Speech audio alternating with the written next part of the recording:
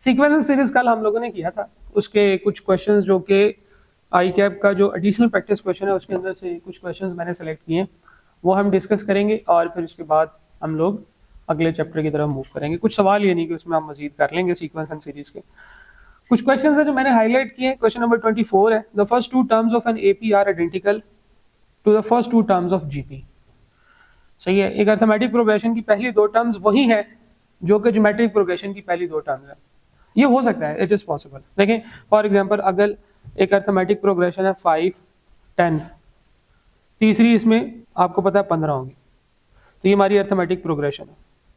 और एक arithmetic progression है 5 10, ये डबल हो रही है, तीसरी इसमें 20 होगी, तो ये हमारी जीपी बन जाएगी।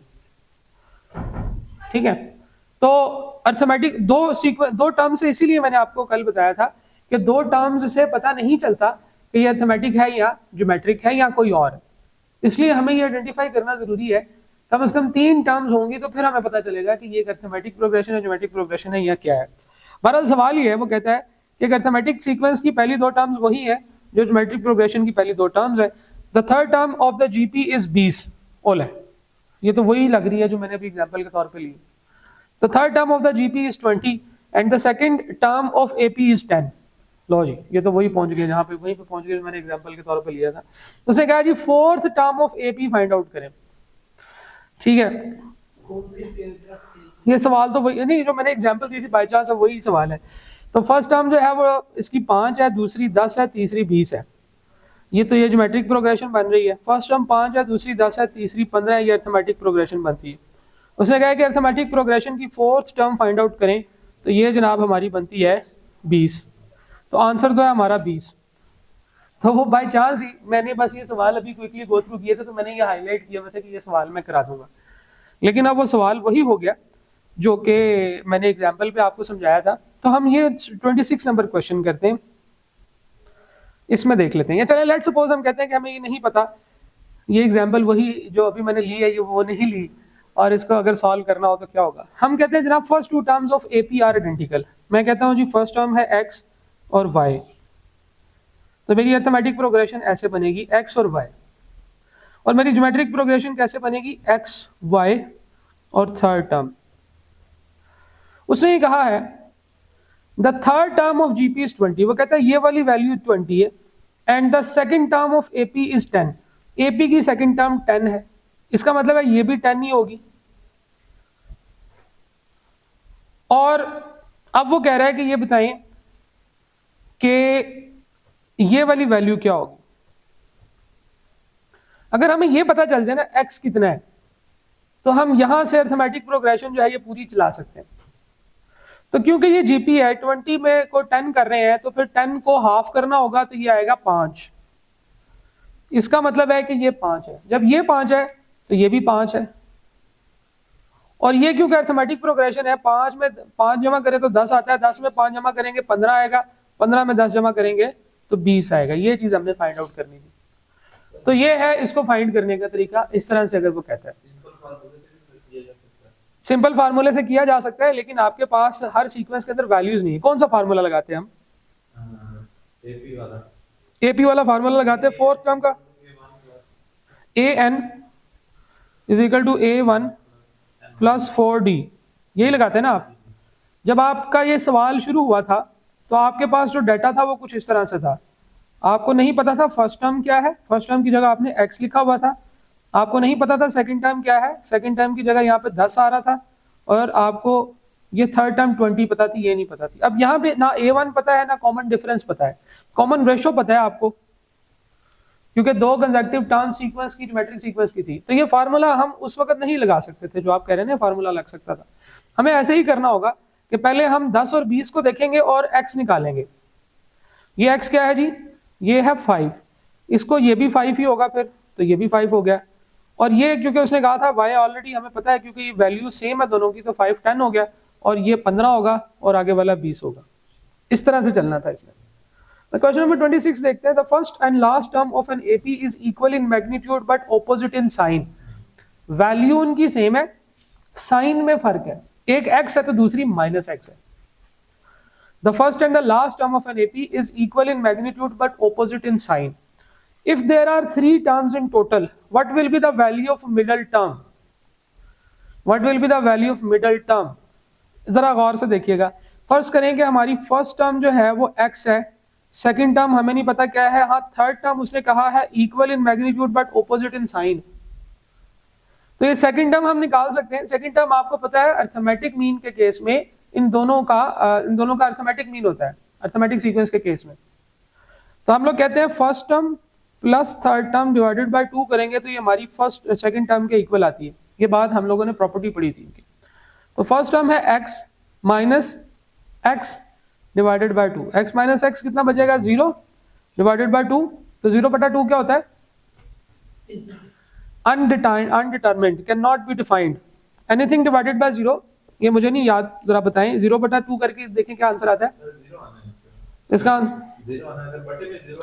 हाँ, अगर नीचे 0 हो तो वो फिर अनडिफाइंड होता है, नीचे 0 हो तो फिर अनडिफाइंड होता है। ये इसका आंसर है 0। ठीक है, अरिथमेटिक सीक्वेंस के केस में opposite in sign and equal in magnitude जो होता है वो anything divided by 0 is equal to 0। एक minute, anything divided by 0 is equal to 0, इसका मतलब ये है कि जो सेकंड टर्म है वो आपकी ऑप्शन बी है। ठीक है जी, ये सवाल कर लें फिर आपका सवाल कर लेंगे जो मैंने नोट किया।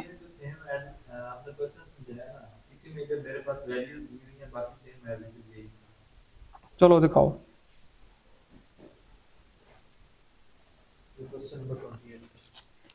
Question 28, a first term of AP is 14 and sum of the first 5 term and the first 10 term are equal in magnitude but opposite in sign, find the 11th term। ये बड़ी दफा मैंने सवाल कराया लेकिन अब मैं नहीं कराता। देखें जो डाटा दिया हुआ है मैं आपको बताता हूँ। उसने कहा जी एक पहली चीज तो ये है कि एक अरिथमेटिक प्रोग्रेशन है, फिर उसने कहा जी the first term of an AP यानी कि फर्स्ट टर्म जो है ये 14 है, ये बात उसने बताई है। Sum of the first 5 terms and the first 10 terms are equal, यानी कि sum of first 5 terms and sum of first 10 terms ये इक्वल है in magnitude but opposite in sign. इनका साइन उल्टा है, इन दोनों में से किसी एक को हम माइनस के साथ रिप्रेजेंट कर सकते हैं। तो sum of first 5 terms and sum of first 10 terms are opposite in sign equal in magnitude. 11th term find out करनी है, A11 फाइंड आउट करना आपने। ठीक है जी, ये सवाल है। अब अगर आप देखें तो सम ऑफ फर्स्ट 5 टर्म्स का फार्मूला क्या होता है जी? n/2। सम का फार्मूला क्या होता है जी? n/2 into 2a plus d into n-1 या n-1d, यही चीज होगी। तो अगर 5 होगा तो ये n की जगह पे 5 रखना होगा हमें। 5/2 इंटू 2a, फर्स्ट टर्म है जी 14 प्लस d नहीं मुझे पता लेकिन n-1 4 है, तो ये राइट हैंड साइड हो गई हमारी इक्वेशन की, सम ऑफ 5 टर्म्स। फिर इसके बाद है जी minus sum of 10 terms, 10/2 into 2a plus 9d। ठीक हो गया जी। अब आप इसे सॉल्व कर लें, ये बनेगा 5/2, ये बन जाएगा 28 प्लस 4d, ये बन जाएगा -5। अच्छा 5/2 है तो इसको मैं ऐसे करता हूँ, इसको 2.5 ना लिख लें। फ्रैक्शंस को हमेशा जो है वो डेसिमल्स में कन्वर्ट कर लिया करें फटाफट। -5 इंटू 28 प्लस 9d, इन दोनों को अंदर मल्टीप्लाई कर देते हैं। 2.5 को 28 से मल्टीप्लाई करेंगे तो कितना आएगा? 42।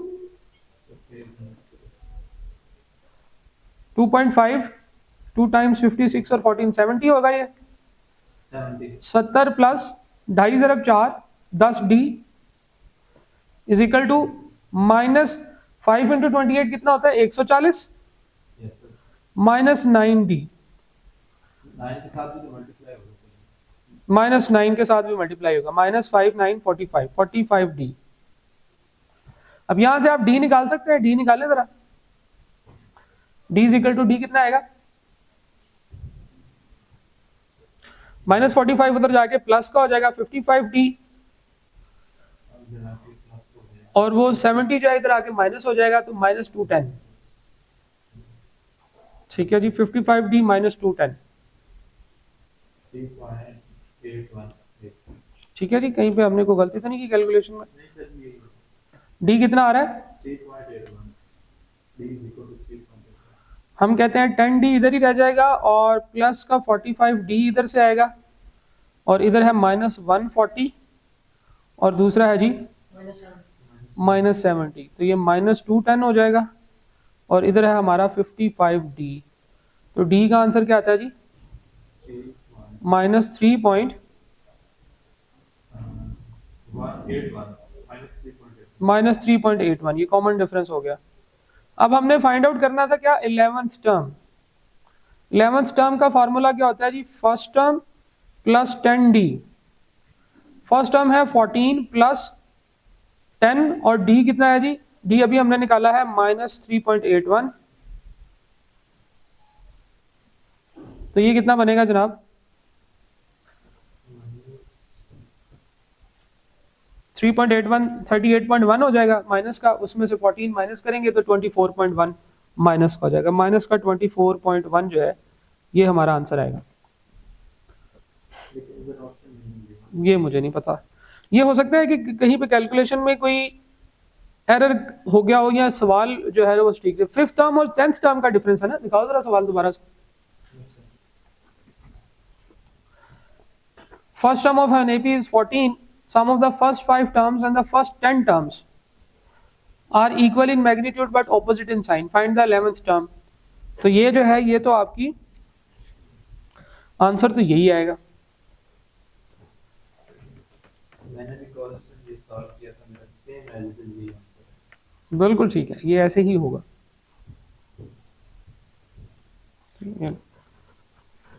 सर जी, इनको कोई शॉर्टकट करने का तरीका है कि टाइम सेव हो सके? इस तरह तो करने बैठने में काफी लंबा हो जाएगा। हाँ, असल में ये सवाल जो है ये इसी तरह से ही होंगे। आपने इक्वेशन बनानी होगी, इक्वेशन के अंदर वेरिएबल्स पुट करने होंगे, वैल्यूज पुट करनी होगी, कैलकुलेट करना होगा। मैंने सर जी ये 5/2 को ना यहीं पे ना इस कैलकुलेटर में पुट करके इसका डी निकाल दिया। हाँ, तो ऐसे ही है ना, यही इसी स्टेप से आप डी निकाल लें। मेरा same as it is answer है। ठीक है, क्वेश्चन आंसर सेशन आपको पता है बाद में होता है, अभी मैंने सवाल जो है वो कराने हैं। ठीक है जी, तो हम आपके बाकी क्वेश्चंस बाद में करेंगे। मैंने ये सवाल आज कराने हैं, फिर उसके बाद हमने कार्टेशियन प्लेन भी डिस्कस करना है, तो इसलिए हमें पहले ये करना होगा। क्वेश्चन 28 है, first and the last term of an AP are x and minus x respectively if there are 3 terms in total compute the sum of all the 3 terms. ठीक है जी, ये तो खैर वैसे हमें ये भी पता चल गया है कि एपी अगर हो उसमें फर्स्ट एक टर्म और दूसरी टर्म जो है सेकंड टर्म और थर्ड टर्म प्लस और माइनस होना, तो इनकी सेकंड टर्म हमेशा 0 ही होती है। ठीक है, अभी हमने निकाला कि equal in magnitude opposite in sign, तो इनकी जो सेकंड टर्म होगी वो 0 ही होगी। सही है, क्योंकि माइनस एक्स में क्या ऐड करें कि वो 2 दफा ऐड करें कि वो प्लस एक्स हो जाए, तो उतनी ही अमाउंट होगी एक्स। पहली दफा उसमें वो चीज ऐड करेंगे वो 0 हो जाएगा, फिर वो चीज ऐड करेंगे तो वो पॉजिटिव एक्स हो जाएगा, so on and so fourth. तो ये हमें पता है, अगर हम इसको भी करना भी चाहें तो हमने बिल्कुल ये भी यही वाला सवाल ऐसे किया था, ये वाला कि 2 टर्म्स है, ऑपोजिट इन साइन है, इक्वल इन मैग्नीट्यूड है, तो उनकी सेकंड टर्म 0 ही बनती है। लेकिन सवाल उसने ये पूछा है कि बताएं कि इन तीनों का सम क्या होगा। तो एक है x, एक है 0, एक है माइनस एक्स, इन तीनों को जमा करेंगे x माइनस एक्स, क्या आंसर आएगा? x plus 0 plus minus x, 0 ही आंसर आएगा। तो इनका सम भी 0 होगा, सेकंड टर्म भी 0 होगी।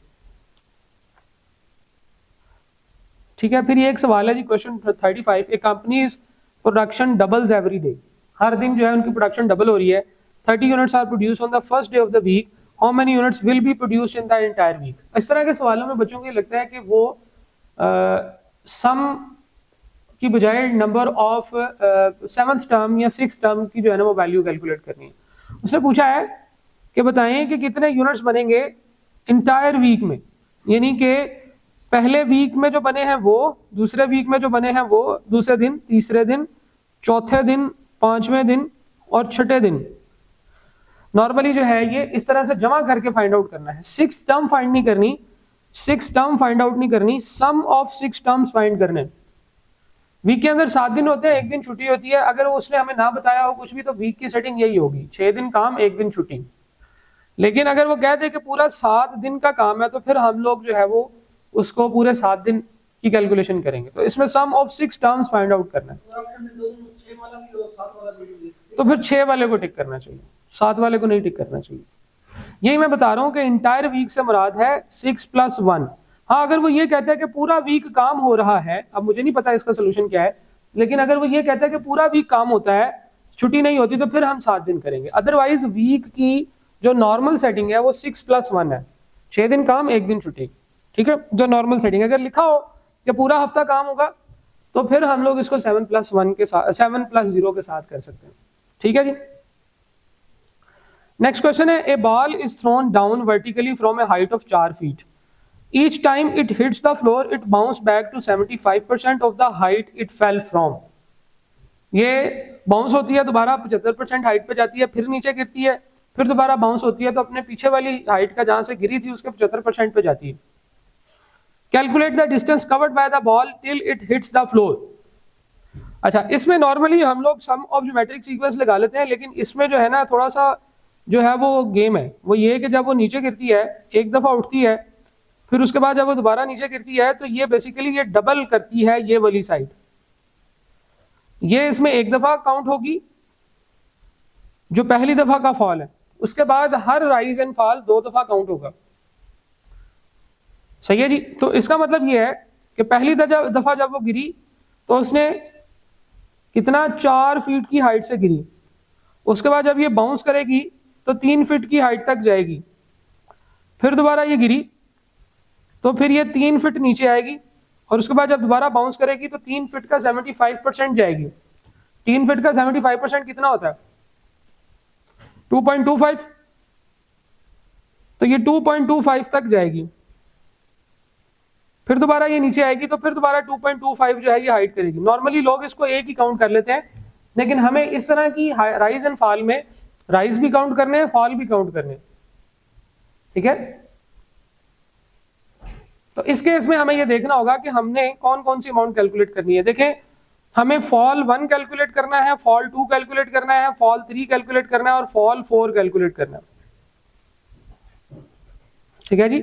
जब ये 4th टाइम फ्लोर को हिट करेगी तो कितनी इसकी जो है ना वो टोटल वैल्यू, तो सम ऑफ 4 फॉल्स जो है वो हम लोगों ने कैलकुलेट करना है। लेकिन ये तो सिर्फ सारे फॉल्स हैं, राइज भी तो कैलकुलेट करना है। फॉल 1 के बाद ये राइज 1 करेगी, फिर राइज 2 करेगी, फिर राइज 3 करेगी, तो हमें 3 राइज की कैलकुलेशंस भी करनी है और फिर इनको जमा करना है और फिर इसमें से आंसर आएगा, क्योंकि उसने कहा है कि calculate the total distance covered by the ball till it hit the floor for the 4th time, ठीक है जी। चौथी दफा, चौथे फॉल के बाद वो फ्लोर को हिट करती है।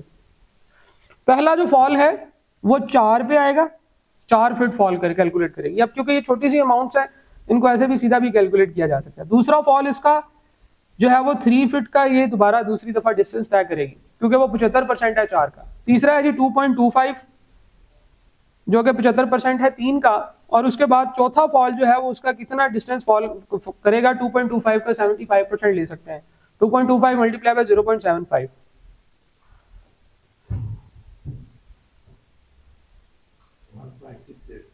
1.68। और जहां तक फॉल का ताल्लुक है तो पहला राइज जो है वो 3 फीट का होगा, दूसरा राइज 2.25 फीट का होगा और तीसरा राइज 1.68 फीट का होगा। तो टोटल राइज करते हुए उसने फॉल करते हुए कितना कैलकुलेट किया और राइज करते हुए कितना, ये हम इन दोनों को जमा कर लेंगे।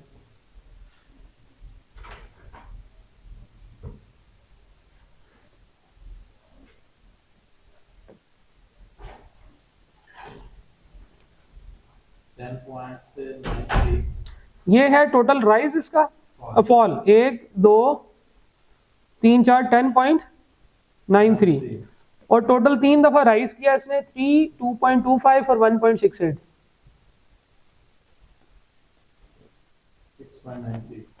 6.93। तो इन दोनों को जमा करेंगे तो टोटल बॉल का डिस्टेंस होगा कितना,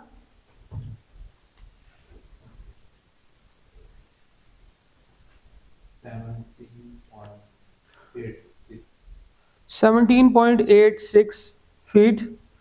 तो ये आपका आंसर ये वाला तकरीबन 17.875 फीट बनता है, ठीक है जी। तो इसमें राइज भी कैलकुलेट करने हैं, फॉल्स भी कैलकुलेट करने हैं।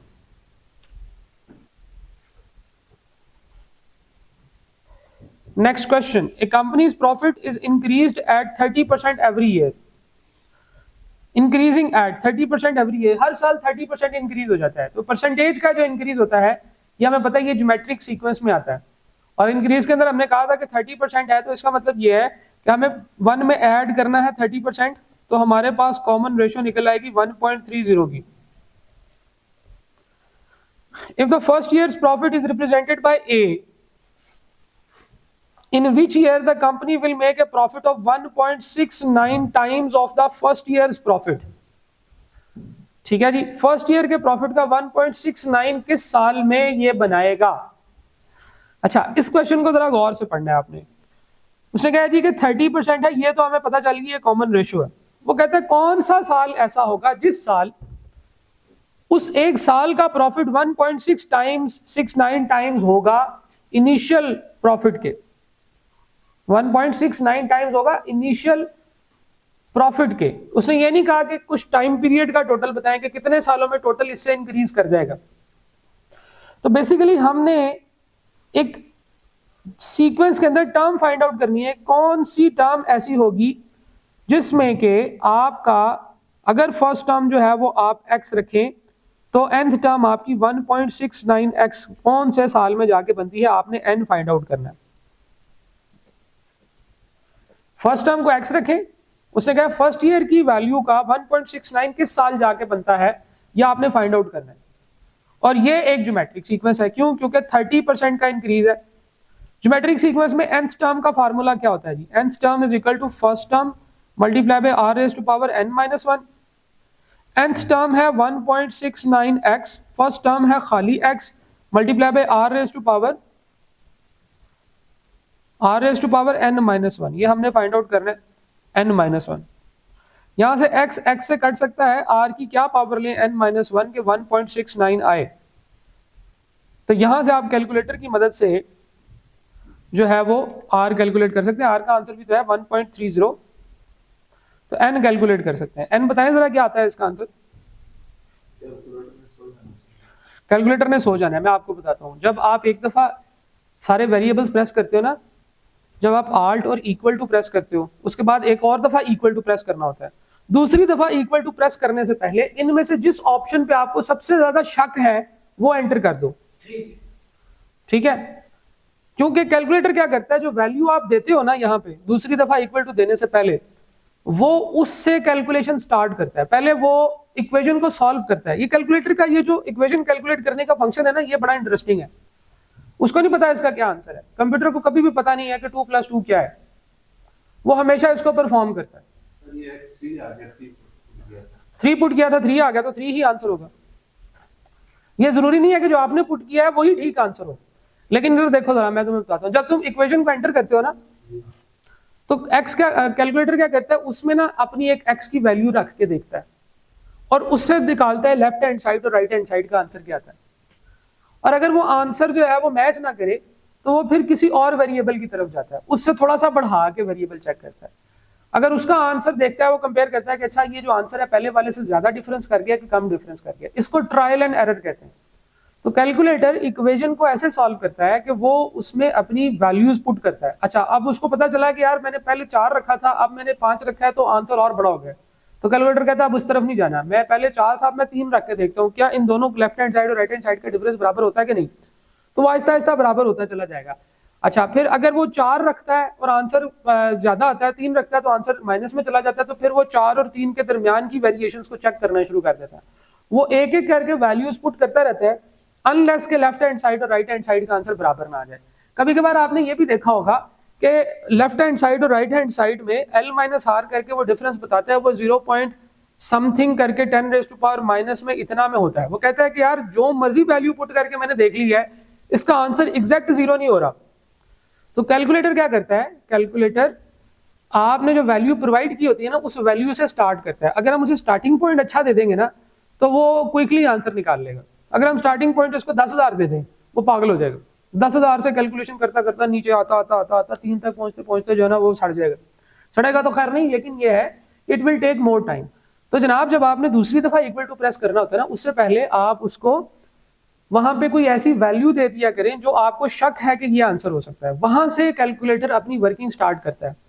ठीक है, left hand side right hand side को अलग अलग कैलकुलेट करेगा, दोनों को मैच करेगा, अगर आंसर ज्यादा है तो उसको कम करने की कोशिश करेगा, तो उससे आपके लिए आसानी हो जाती है। तो ऐसी इक्वेशंस में जहां पे कैलकुलेशंस में, अच्छा दूसरी ये बात भी, अगर कैलकुलेटर आपका एक कैलकुलेशन करते हुए सो जाता है तो दूसरा ये काम करें कि उस इक्वेशन को थोड़ा सिंप्लीफाई कर लें, उस इक्वेशन को थोड़ा सिंप्लीफाई कर लें, उसमें थोड़ा सा जो ये चीजें आपस में पावर में हैं उनको लेफ्ट राइट ले जाएं और उनको जो है ना वापस में मल्टीप्लाई करके फिर वेरिएबल के अंदर ही रखें, लेकिन उसको 2-3 स्टेप सॉल्व कर लें, फिर वो आसानी से हो जाएगा।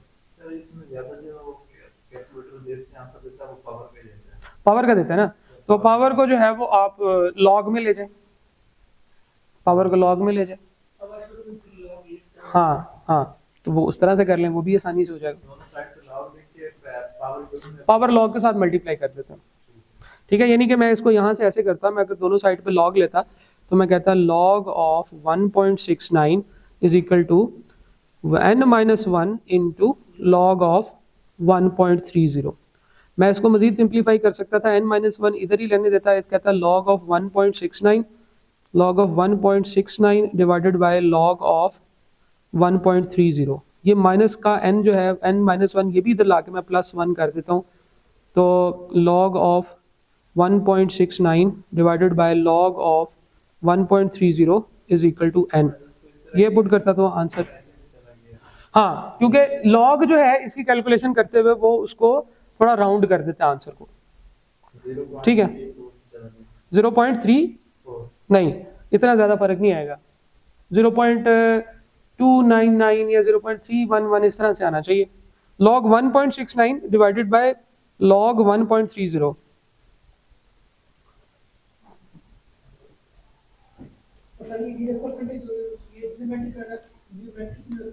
जी, log 1.69 डिवाइडेड बाय log 1.30 क्या आंसर आता है?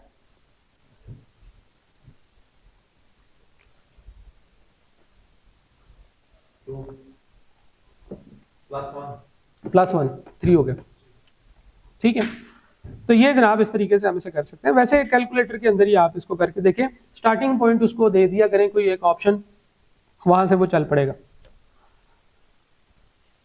क्वेश्चन 47 था जी, company has launched a new product, the selling price of the first year is ₹250 per unit and will increase by 10% every year. Increase by 10% every year, ये तो ये बताओ जरा, ये अरिथमेटिक प्रोग्रेशन है कि ज्योमेट्रिक प्रोग्रेशन? 10% का मतलब क्या है, आर कितना होगा? 1.10, बिल्कुल ठीक है। Number of unit sold each year will be constant eight 500 units. अच्छा, यानी कि सेलिंग प्राइस वो बढ़ाएगा 250 रुपए पर यूनिट से इंक्रीज करता हुआ, और वो ले जाएगा 10% की हर साल जो है ना वो इंक्रीज करेगा, और number of units each year will be constant 500, हर साल वो 500 यूनिट ही बेचेगा। ठीक है, compute the total sales revenue for the third year. ठीक है, तो तीसरे साल की कैलकुलेशन तो आसान थी, पहले साल की सेल प्राइस 250 होगी, दूसरे साल की सेल प्राइस जो है वो, क्योंकि जरूरी नहीं है कि हर दफा जो है ना वो आप कैलकुलेशन ही करें और फ्यूचर वैल्यू और सम और थर्ड टर्म फाइंड आउट करें, हम वैसे भी कर सकते हैं। सम ऑफ सेकंड टर्म जो होगी, sorry sale price of year 2 जो है वो पहले साल का 10% होगी, यानी कि इसको 1.10 से मल्टीप्लाई कर दें, और अगर थर्ड ईयर की कैलकुलेशन करनी हो तो 1.10 से एक दफा और मजीद मल्टीप्लाई कर दें। 2-3 सालों में फार्मूला भी लगाने की जरूरत नहीं होती। तो ये जनाब कितना बना जी, 250 ज़रब 100 1.10 कितना बना,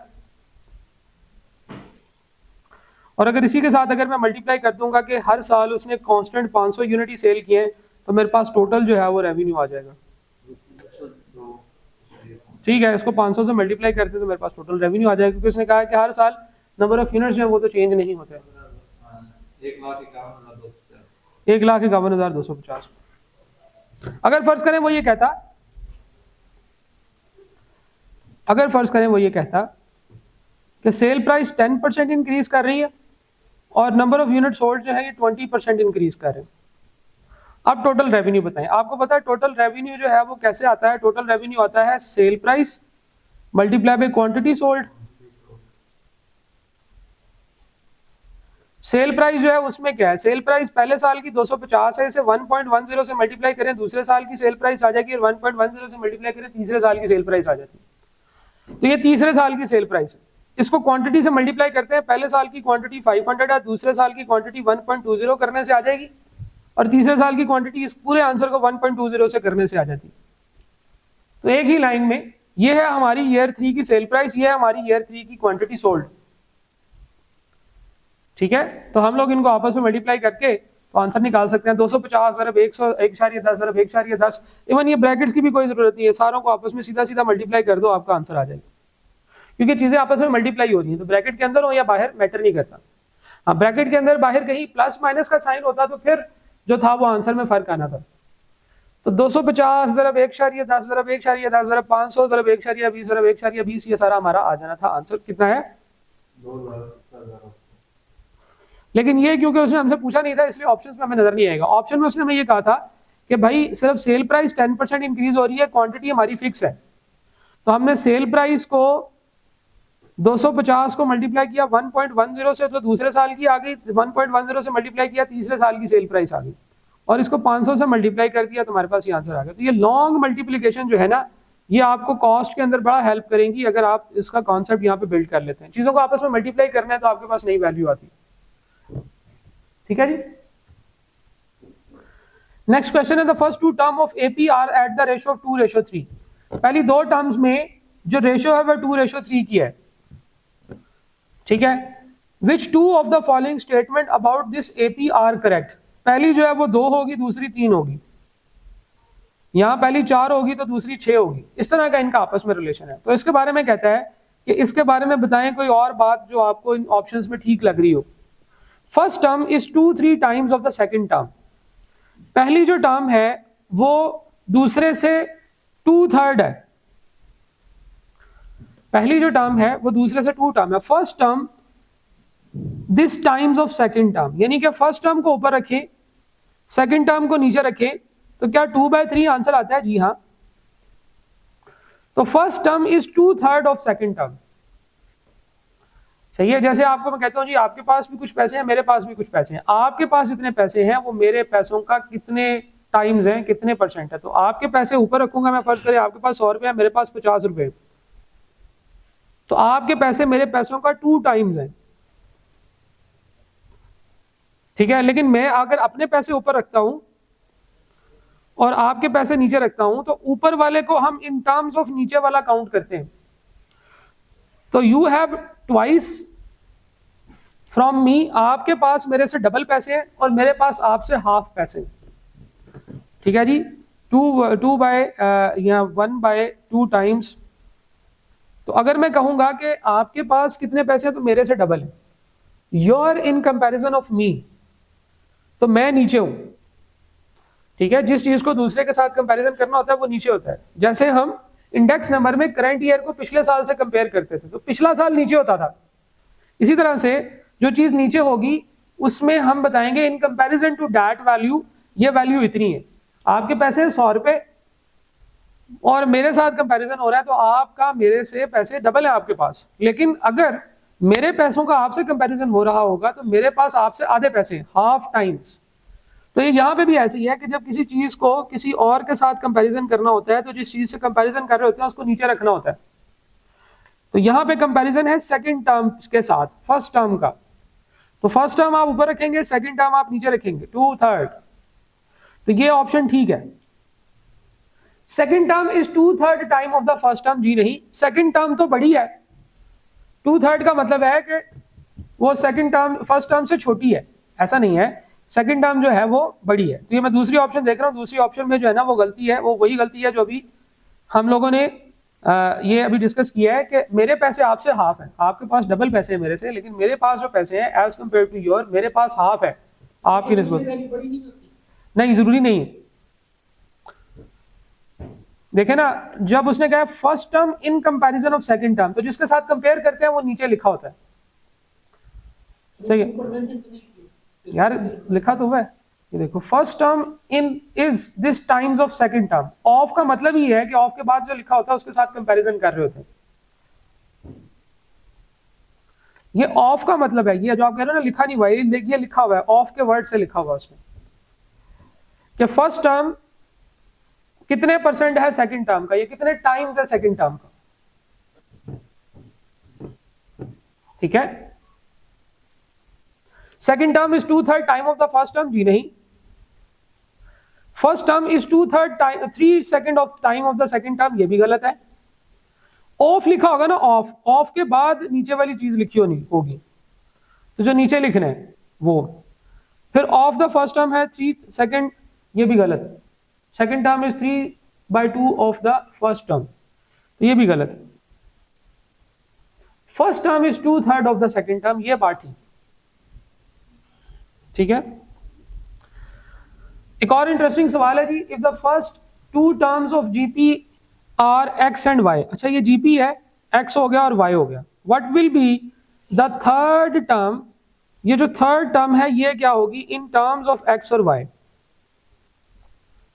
ठीक है, हमें ये पता है कि फर्स्ट टर्म तो एक्स है, सेकंड टर्म जो होती है वो एक्स में आर मल्टीप्लाई करने से आती है, तो वाई जो है वो एक्स मल्टीप्लाई बाय आर है। थर्ड टर्म क्या होगी, वाई में आर मल्टीप्लाई करने से आएगी।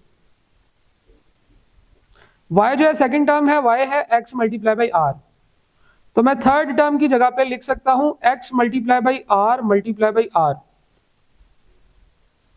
ठीक है, तो मेरे पास आ जाएगी थर्ड टर्म। थर्ड टर्म क्या है जी, x multiply by r multiply by r, यानी कि थर्ड टर्म जो है that is equal to x multiply by r square.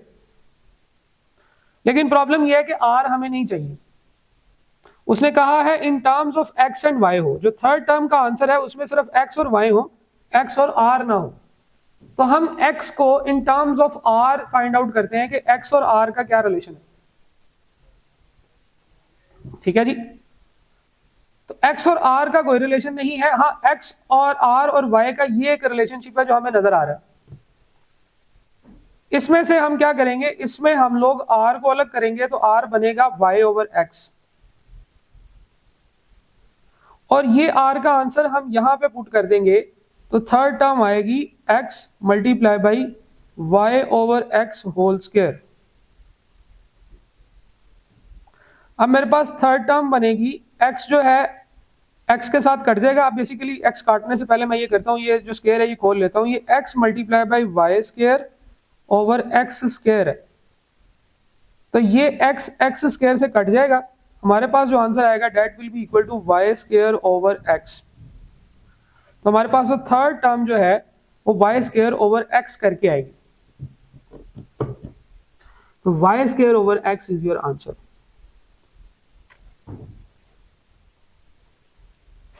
कैसी बात,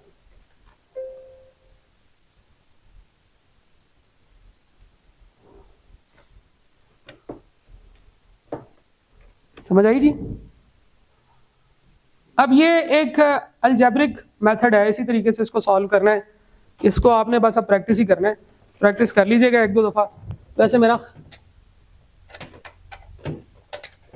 ख्याल है कि ऐसे सवाल उसको नहीं पूछने चाहिए और ना ही वो पूछेगा।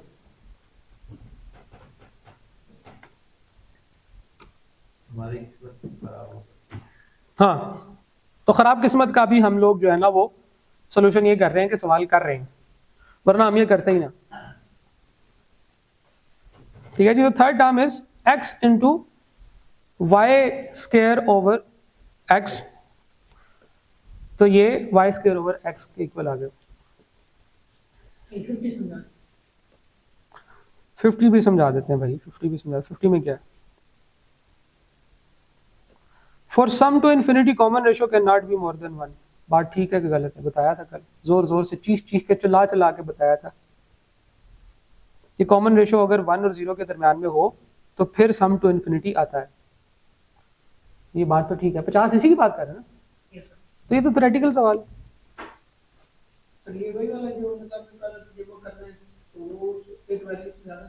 हाँ हाँ, सम टू इन्फिनिटी का वर्ड देखो ना, ये sum to infinity, sum to infinity. ठीक है जी,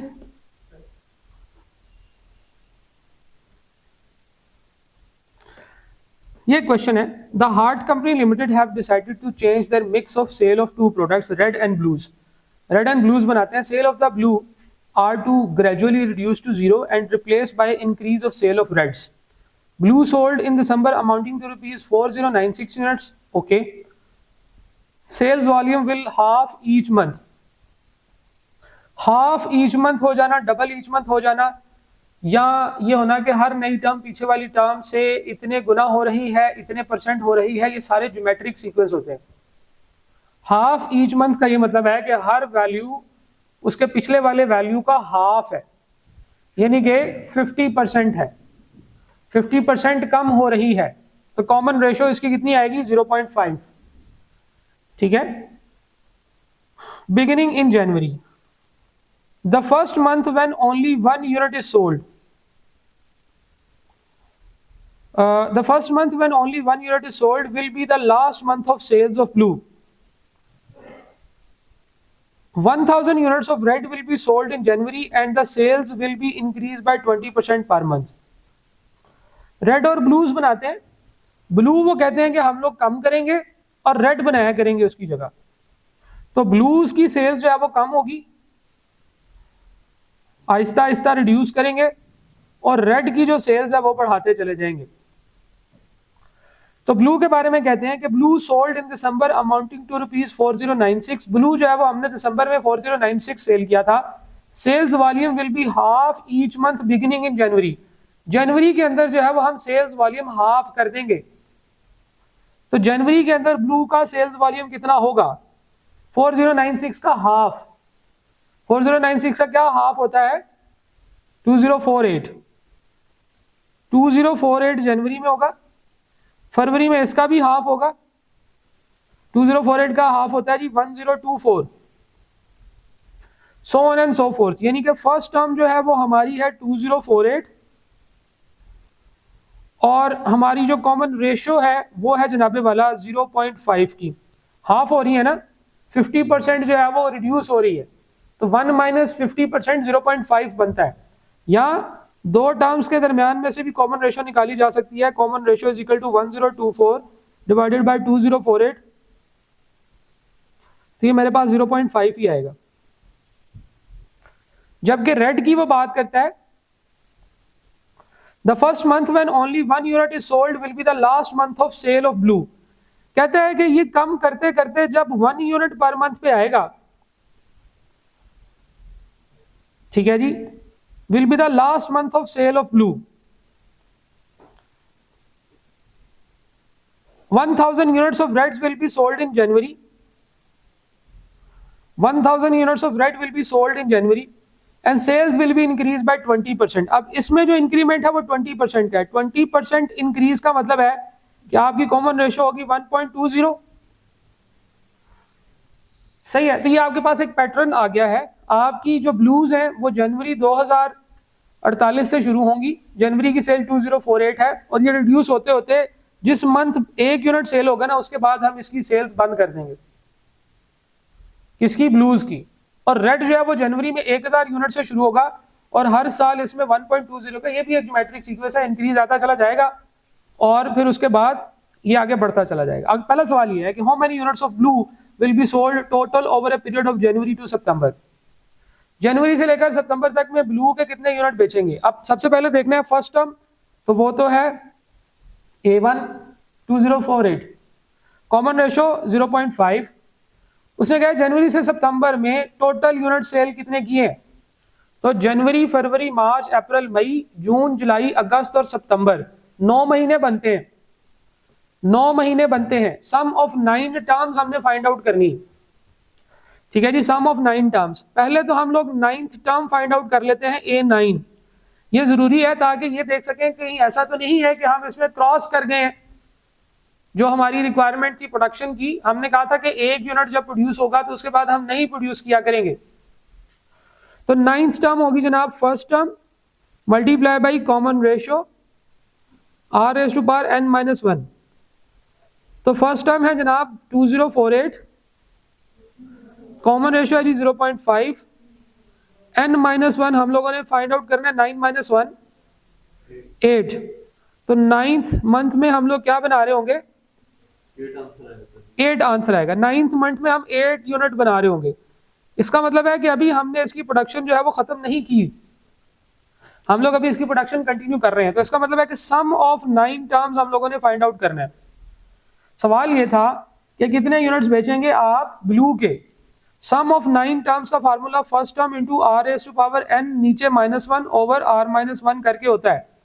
फर्स्ट टर्म है जी 2048, कॉमन रेशियो है जनाब हमारी 0.5 raise to power 9 - 1 divided by 0.5 - 1।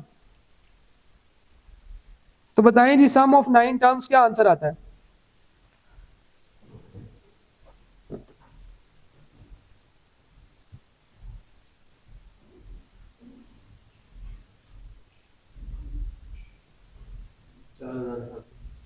$4,000 4088 unit जो है ये बनाएगा सितंबर तक, ऑप्शन बी।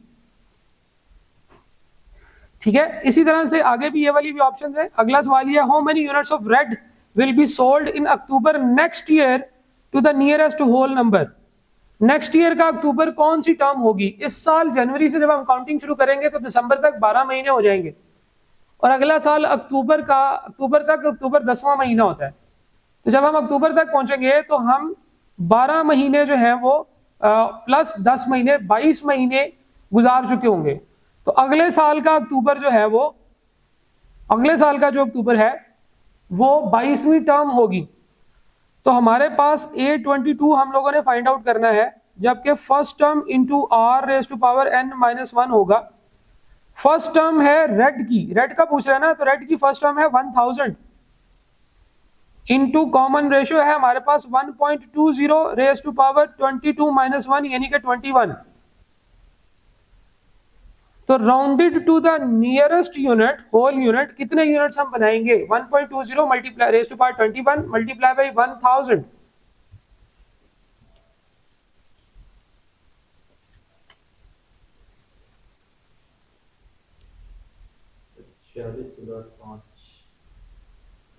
कितने यूनिट्स आ गए जी? 46,005।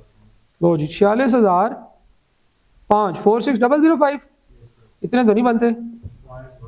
पॉइंट की है सेम है, इसी तरह की है।